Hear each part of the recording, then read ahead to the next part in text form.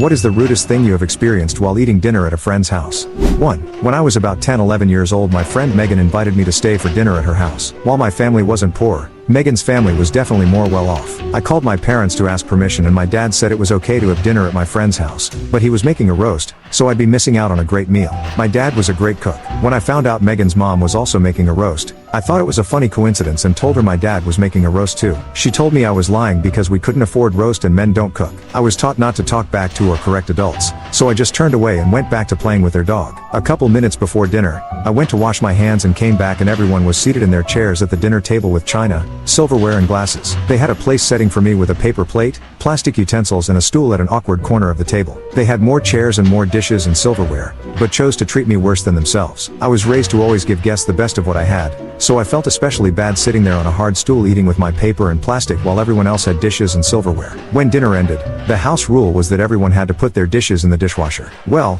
I didn't have dishes, so I threw my paper plate and plastic utensils away. Then they served dessert. But not to me. The house rule is that you only got dessert if you put your dishes in the dishwasher. I didn't even have dishes, which I would have preferred and would have happily put everyone's dishes in the dishwasher. By the time my parents came to get me, I was on the verge of tears. I felt like I was being punished when I did nothing wrong. I later found out that other friends had the same experience when having dinner there, so it wasn't because I was rude or misbehaved. It was because they were jerks.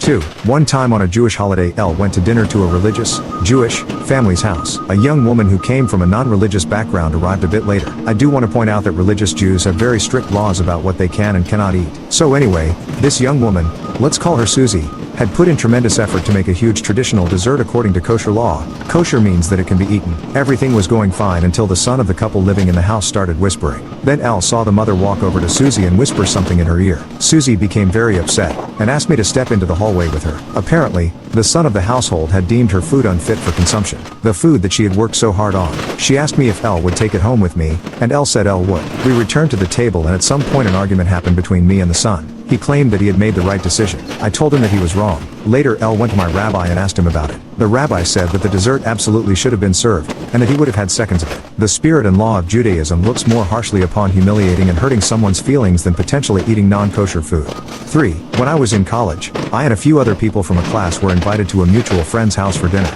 My friend's parents were there and they were gracious and friendly hosts. Everything started off fine. We ate some delicious Italian food and talked about a bunch of different things. When it came time to clear the table, we all offered to help with cleanup and dishes. My friend, however, told us to sit down and had his parents clear the table. I thought that was really weird. Who makes their 55-year-old parents clean up after their adult friends? Perhaps we didn't have to help with the dishes, but we wanted to help clean up the table. After dinner, we went into his living room and continued chatting and started playing pool. His dad came in after cleaning up and I started to have a great conversation with him. He was a foreign policy expert and I was learning a lot in a subject of great interest to me. His son, my classmate/friend, comes over and says, "Come on dad, fuck off. Nobody wants to hear your boring government shit." The look on my face probably betrayed my shock at the disrespect he just showed his dad in front of us. I wasn't the only one with that look. The room fell silent. His dad looked embarrassed and said, "Come on kid, don't talk to me like that in front of your friends." His son replied, "Whatever dad, just go away." In my mind I was thinking, what the fuck? Who behaves like this with their dad? If I did something like that my dad would knock my block off and I'd deserve it. After that,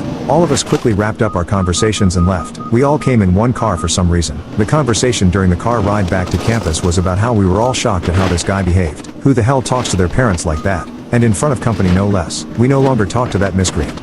4. Hubby and I were invited to his friend's house for a barbecue. I had never been to his house or met his wife. We get there, the friend is very cordial. We go into the backyard and there is one other couple there. We sit, chat a little, and have a soda. No wife to be seen. The friend throws some burgers and hot dogs on the grill. The wife finally comes out, looks at us, says, "Oh, so he does have friends." She then hands her hubby a pack of Nathan's hot dogs and says to him, "These are for me. Your guests can enjoy the other garbage." She plops down in the chair and turns it around to face her back to us. I got up, looked at my husband, and told him, "I'm out." He got up and the other couple got up. The other couple said they lived in the house behind them and invited us over. We took them up on their offer and so did the husband. We all left. It was awesome. She was screaming at her husband, but he just walked off with us. We had such a good time at the other house. I never walked back into that house. And my husband just maintains a telephone friendship with his friend. 5. My husband and I were invited to a coworker's house for dinner. They were nice enough and the dinner was good, but when we finished I helped carry the dishes into the kitchen. It was very apparent that she didn't clean as she cooked. The kitchen was a disaster. She turns to me and said, "I cooked. "You clean." And then she left the kitchen. I looked at the huge mess. I washed my dish and my husband's, walked out of the kitchen and announced I was done and ready to leave as I wasn't feeling all that great. I was pregnant at the time, so it was an okay excuse. I would have been more than happy to help with the total cleanup, but to be told I had the job of cleaning up while she sat and visited was just not going to happen. And if we had been close friends, instead of just co-workers, I probably would have even volunteered to clean it up on my own. But to be ordered to do it by someone I didn't really know was just too much.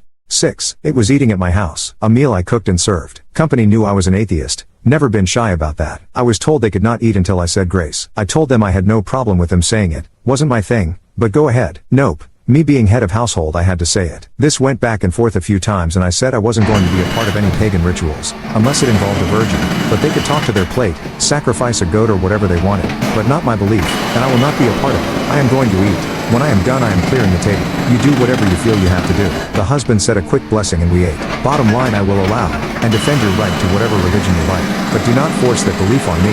In my home. 7. My husband and I were invited to some friend's home for dinner. The hostess and her daughters were preparing the meal. The husband called me out for not helping. I was young and inexperienced, so I didn't say anything. Growing up in the country, and having a lot of dinner guests, I had never experienced anything like this. My feelings were totally killed. That was over 50 years. The kitchen was full of help. When I'm cooking, I want everyone to stay out of my way.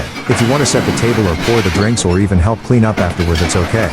But you are my guest and I would rather concentrate on what I'm doing rather than delegating chores. If this were now, I would have gathered my husband and left. I have a friend who has her way of doing things, even down to loading the dishwasher, so I stay out of the way.